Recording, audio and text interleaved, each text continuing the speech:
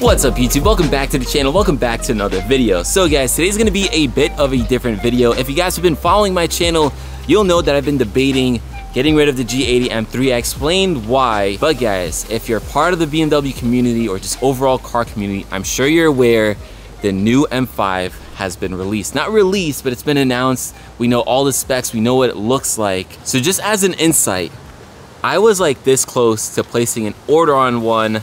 I know that kind of goes against one of the reasons why I said I wanted to get rid of the G80 M3 because it's so expensive. The M5 would be even more expensive.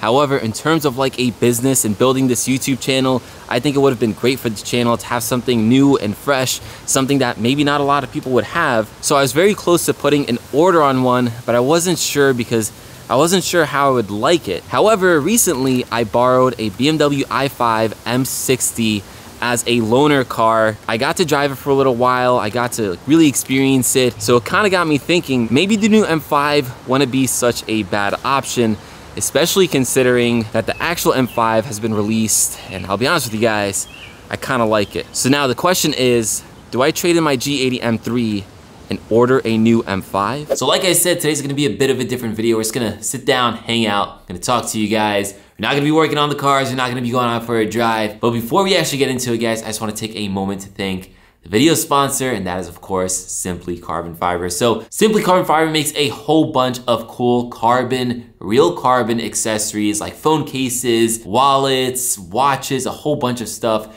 Recently they released this awesome forged carbon phone case. You guys can see just how beautiful that looks. They make this in a whole bunch of colors. Today I'm rocking the purple just to match the whole ambiance we got going on right now. And the cool thing about this, guys, my favorite thing is that it's primarily black.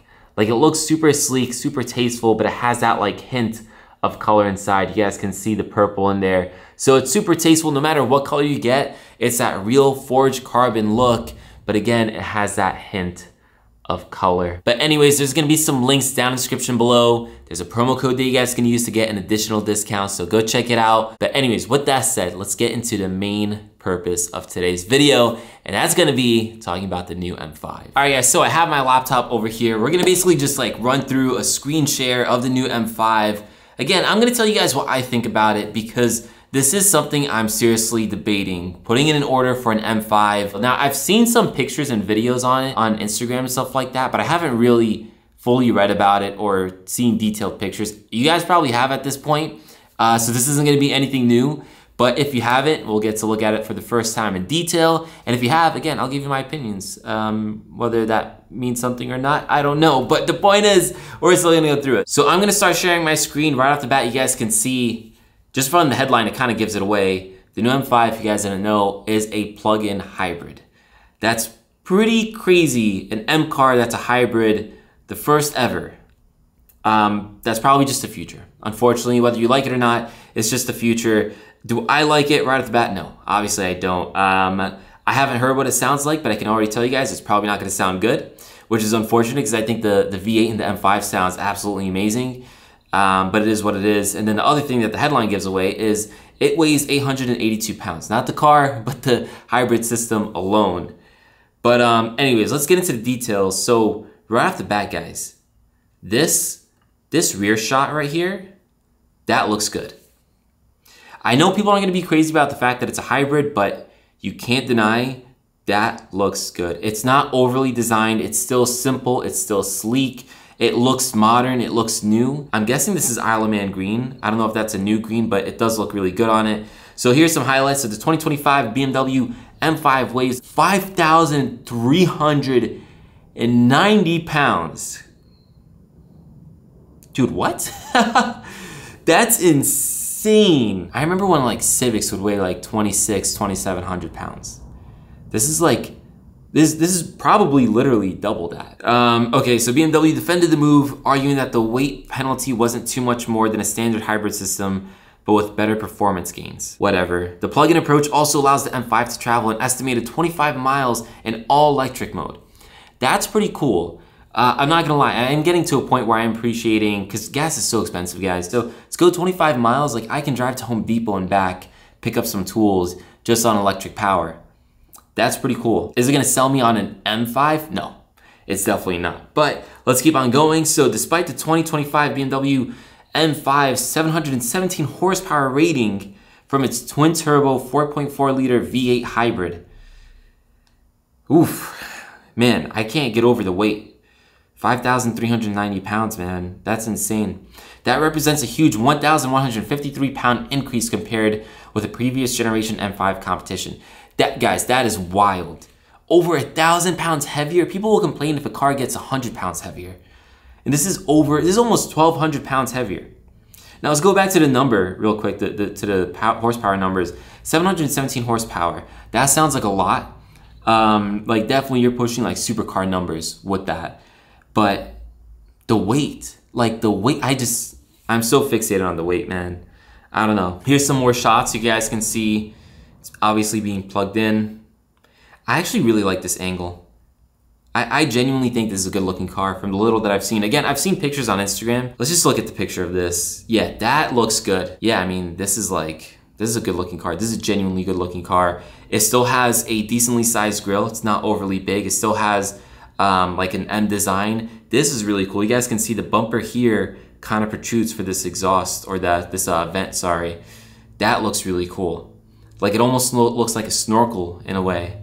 I like the black down here. Looks really tasteful. Again, the grille, it does look good.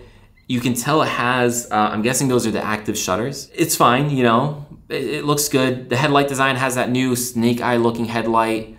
You know, that's just BMW's new thing. Obviously, you still have a carbon roof, which, I mean, is it really helping anybody here, guys? All that weight, like what's a carbon roof gonna do? I know a carbon roof also helps the center of gravity stay so low, but now that it has an electric motor, it should be low anyways. But yeah, otherwise, it looks good. Let's see if we can get some more. Here's just another angle. Yeah, guys, I like the way it looks. It's funny because when I had the i5, I would like show my wife and some friends and some family members, and not everyone was crazy about the way it looked, but I actually stood behind it. I said it, I thought it looked good. To me, I said several times in that video that I don't think it looks sporty. It looks like a big, almost like a 7 Series in a way. Still true here. Obviously, you get the wider hips. You guys can see it there. The wider front end. You can, again, see it with this vent here. But overall, it doesn't look that sporty to me. Here's another shot. Don't know if we saw this picture already, but man, this looks good. The taillights look really sleek. Again, you can see that carbon roof. I actually genuinely really like the way that it looks. I'm just struggling with the fact that, you know, it is a hybrid system that, you know, it's not even like the hybrid system that's getting to me. It's the weight. That's so much weight, man. Like over 5,000 pounds on a sedan. I don't know. The interior looks sick.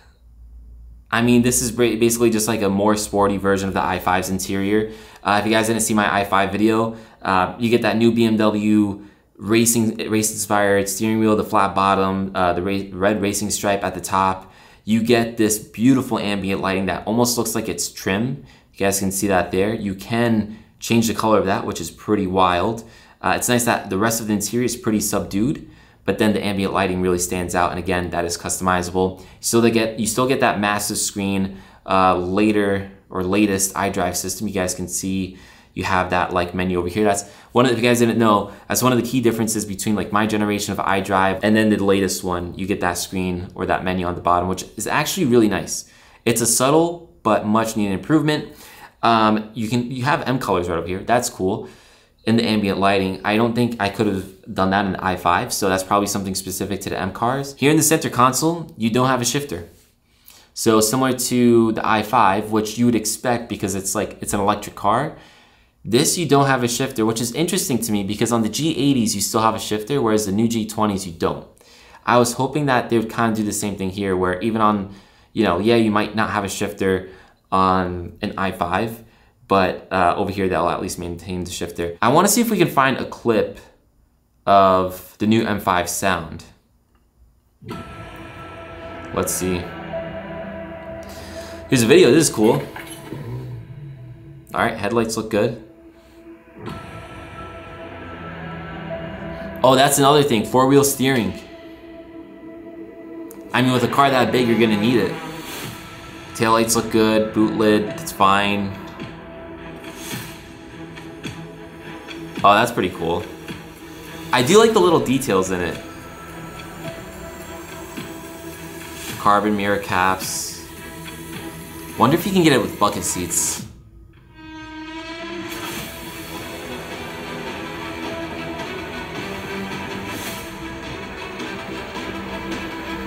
The diffuser is sick. Man, that color combo, it hits.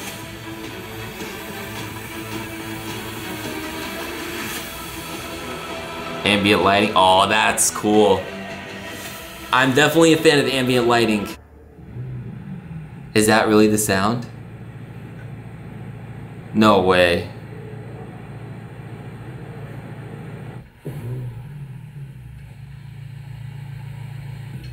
Oh, guys.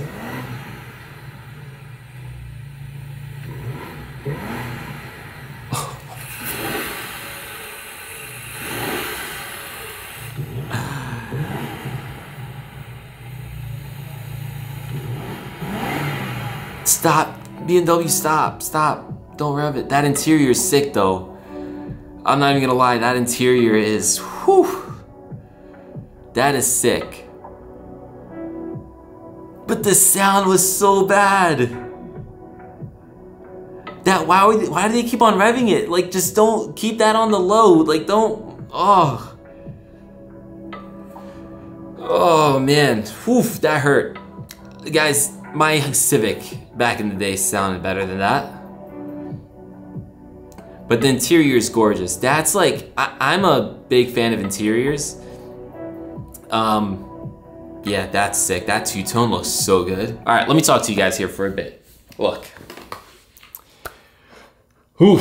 Would I trade in the G80 for an M5? A new M5? Based on that video, and based on what I've seen, absolutely not. No, I just can't do it, man. Oh, like I definitely considered it, guys. Like you don't understand. I literally spoke to my friend Craig, who works at BMW, the same gentleman who helped me get the G80 M3, and I told him, I was like, yo, I know there's a new M5 coming out. I think it's gonna be great for the channel. Maybe, you know, I finished the build on the M3, we swap it out for an M5, keep that like momentum on the channel going, that new fresh car, the new fresh content. I don't really want it. Yeah, it's just the size, the weight, the sound. The sound just, yeah, it just did it for me. Like that sounded so bad. My 330i sounds better. Genuinely sounds better. But anyways, guys, hopefully you enjoyed this video. I know it's different. I actually built this kind of setup for videos like this, but I never really got into it. So if you guys enjoy this, we can definitely go over more car news and stuff like that. I actually enjoy just like sitting down and talking about cars. But yeah, anyways, with that said, this video is pretty much done, and I'll catch you guys in the next one. Peace.